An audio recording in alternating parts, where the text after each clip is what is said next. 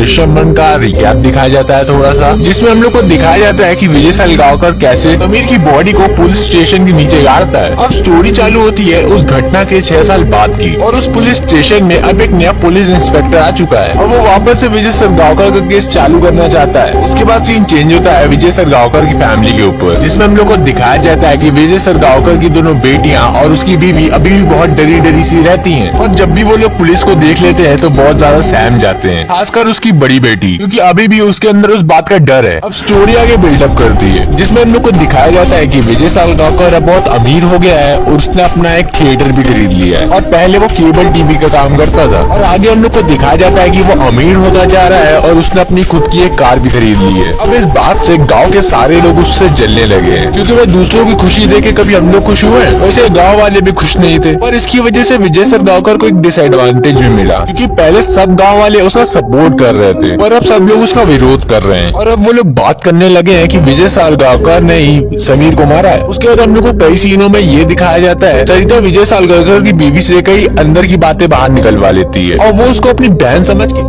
सब कुछ बता भी देती है। उसके बाद अगले सीन में हम लोग को ये दिखाया जाता है कि विजय सालगांवकर अपनी कार लेके रात रात भर गायब रहता है, और जब विजय सालगांवकर की बीवी से पूछती है कि तुम रात रात भर गायब कहाँ रहते हो, क्योंकि अब तो तुम्हारी मूवी भी नहीं बन रही है, तब विजय सालगांवकर बताता है कि मैंने 15 से 16 रात इस मूवी में लगा दी है और एक बहुत ही बेहतरीन मूवी बनाने की कोशिश कर रहा हूँ। कुछ सीन में हम लोग को दिखता भी है कि विजय सालगांवकर कुछ अच्छे राइटर से मिलने भी जा रहा है, लेकिन क्लाइमेक्स की वजह से वो मूवी अभी तक रुकी हुई है, क्योंकि इसमें कुछ रिस्क एलिमेंट है। अब यहाँ से सीन चेंज होता है, जहाँ पे हम लोग को पुलिस स्टेशन का नया सीआई दिखाया जाता है, जो इस केस को लेके बहुत सीरियस है, क्योंकि इस केस की वजह से पुलिस स्टेशन की बहुत ज्यादा बेइज्जती हुई है। तो नया सीआई प्लान बनाता है कि उसकी छोटी बेटी से कुछ इन्फॉर्मेशन निकाली जाए। तो जिस स्कूल में विजय सालगांवकर की बेटी पढ़ती थी, उसी स्कूल में एक पुलिस वाले का लड़का पढ़ता था। तो वो नया सीआई उस लड़के से प्लान बनाता है कि वो उस लड़की से बात करके उसकी कुछ बातें निकलवाए, पर उस लड़के के लाख कोशिश करने के बाद भी वो कुछ नहीं बताती, क्योंकि वो जानती थी कि इससे उसके परिवार को दिक्कत हो सकती है। उसके बाद हम लोग को दिखाया जाता है कि विजय सालगांवकर अपने मूवी के काम से बाहर गया हुआ है, और उसी रात सरिता उसके घर सोने आती है उसकी बीवी के साथ। वो उसकी बीवी को उकसाने की कोशिश करती है और कहती है कि आज के लिए बहुत बातें चल रही है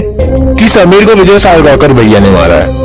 तो क्या ये बातें सच है? जिसको सुन के विजय सालगांवकर की बीवी बहुत ज्यादा गुस्सा हो जाती है, क्योंकि वो जानती थी कि वो लड़का बहुत ज्यादा ठगी प्रकार का था और उसकी लड़की ऐसी तो बिल्कुल नहीं है। और उसके बाद वो गुस्से में उसको सब कुछ बचाने लगती है, पर उसके बाद वो आधे में ही रुक जाती है, और उसको थोड़ा सा हिंट तो मिल ही जाता है कि सरिता और वो दोनों सो जाते हैं। उसके बाद हम लोग को एक बहुत ही बड़ा ट्विस्ट दिखाया जाता है, इसमें हम लोग को बताया जाता है कि सरिता का पति और सरिता एक पुलिस इंस्पेक्टर है, जिसको उसी पुलिस इंस्पेक्टर ने भेजा था वहाँ पे 2 साल तक रहने के लिए और उनकी जासूसी करने के लिए। और उन दोनों ने विजय सालगांवकर के घर के हर कोने पे माइक लगा रखे थे, ताकि अगर वो लोग मर्डर की बात करे तो वो लोग सुन ले। पर विजय सालगांवकर भी बहुत स्मार्ट था, उसने कभी भी मर्डर की बात घर पर नहीं करी और न ही घर वालों को करने दी। अब इसी ट्विस्ट के साथ एक और ट्विस्ट आ जाता है। हम लोगों ने शुरू में देखा था कि जॉश ने किस तरीके से विजय सालगांवकर को पुलिस स्टेशन के बाहर आते देखा था समीर की लाश दफनाने के बाद। तो जॉश को कहीं से अफवाह मिल जाती है कि विजय सालगांवकर ने जहाँ पर भी लाश दफनाई है, अगर उसको उसकी जगह पता चल जाए तो उसको 25 लाख रुपए मिलेंगे। उसके बाद वहाँ से वो पुलिस स्टेशन चला जाता है और जाके कहता है कि मैं सिर्फ सीनियर इंस्पेक्टर से ही बात करूंगा, और वो उनसे कहता है कि मुझे पता है कि समीर की डेड बॉडी कहाँ पर है। तो वो इंस्पेक्टर उससे कहता है कि अगर तुम मुझे लाश की जगह बताओगे तो मैं तुम्हें 10,000 रुपए दूंगा, और वो कहता है कि इतने में काम नहीं बनेगा, मुझे और पैसे चाहिए। जिसके बाद पुलिस इंस्पेक्टर उसको 10 लाख रुपए देता है और वो बता देता है कि उसकी लाश पुलिस स्टेशन के नीचे है। उसके बाद पुलिस इंस्पेक्टर सीनियर इंस्पेक्टर के पास जाता है ताकि वो परमिशन ले सके उस पुलिस स्टेशन को खोदने की। तो विजय सालगांवकर अपने कैमरे से सब कुछ देख लेता है, क्योंकि इसका थिएटर पुलिस स्टेशन की बगल ही में था। और उसके बाद विजय सालगांवकर बहुत ज्यादा घबरा जाता है और वो फोन करके अपनी बीवी से कहता है कि जब तक मैं घर ना आऊँ तब तक तुम अपने घर का दरवाजा मत खोलना। और उसके बाद जब वहाँ पे पुलिस स्टेशन में खुदाई हो रही होती है, तब कोई अफवाह फैला देता है कि यहीं पे समीर की लाश दफन है। जिसके बाद वहाँ पे गाँव वाले इकट्ठा हो जाते हैं देखने के लिए कि वहाँ पे लाश है कि नहीं। और उसके बाद जब वहाँ पे खुदाई होती है तो उन लोग को एक स्केलेटन मिलता है, जिसको फॉरेंसिक जांच के लिए भेज दिया जाता है। उसके बाद कोर्ट वाले इजाजत दे देते हैं विजय सालगांवकर की फैमिली से पूछताछ करने के लिए। और ये सब सुनने के बाद विजय सालगांवकर की बड़ी बेटी को चक्कर आ जाता है और वो गिर जाती है। जिसके बाद विजय सालगांवकर पुलिस वाले से कहता है कि मैं आपको सब कुछ बता दूंगा, पर आपको प्राइवेट में बात करनी पड़ेगी। जिसके बाद विजय सालगांवकर उसको सारी बातें बता देता है, पर पुलिस वाले कहते हैं कि मैं तुम्हारी बात पे कैसे विश्वास करूं। तो विजय सालगांवकर कहता है कि मेरे पास उस लड़के के कपड़े भी हैं। पर मैं वो आपको अभी नहीं दूंगा।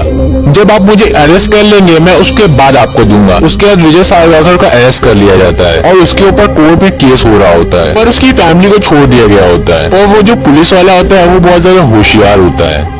वो प्लान बनाता है कि पहले विजय सालगाकर को जेल में करवाएंगे, उसके बाद उसकी पूरी फैमिली को जेल में करवा देंगे। लेकिन यहाँ पे हम लोग देखते हैं कि विजय सालगाकर जिस राइटर से मिलने जाता था अपनी मूवी के लिए, वो पुलिस के पास आता है और कहता है कि आपने जो टीवी में स्टोरी दिखाई है वो मेरी स्टोरी से बहुत ज्यादा मैच कर रही है। तभी वो पुलिस स्टेशन में अपनी कहानी बताना चालू करता है और दूसरी साइड विजय सालगाकर के पास केस चल रहा होता है। तभी विजय सालगाकर ये कह देता है कि मुझको मारा गया है और मुझे मार के मेरा बयान लिया गया है। और तभी सामने वाला ये सुन के शॉक हो जाता है। और वही दूसरी साइड राइटर अपनी कहानी पुलिस वालों को सुना रहा होता है। तभी वो बताता है कि विजय सालगाकर ने जो बुक लिखी थी उसका हीरो भी मर्डर करके कोर्ट में बयान देने चला जाता है और उसके बाद से उसकी कहानी वहाँ से रुकी हुई थी, इसीलिए उसने बुक अभी तक पूरी नहीं लिखी थी। अब हम लोग दूसरी साइड देखते हैं कि कोर्ट में जो डीएनए रिपोर्ट आती है उस हड्डी के ढांचे की, वो समीर के डीएनए से मैच ही नहीं करती है, मतलब वो समीर की होती ही नहीं है। यहाँ पे सभी के सब शॉक हो जाते हैं, साथ में जज भी शॉक हो जाता है, जॉर्ज कुट्टी की लॉयर भी शॉक हो जाती है और साथ में ऑपोजिशन वाला भी लॉयर शॉक हो जाता है। और यहाँ पे जज को विजय सालगाकर को छोड़ना पड़ता है और वहाँ दूसरी साइड पे पुलिस वाला राइटर से पूछता है कि वहाँ का आखिरी क्लाइमेक्स क्या था। तो हम लोग को पूरा मामला पता चलता है। अब राइटर बताता है कि विजय सालगाकर की बुक की जो स्टोरी है उसका हीरो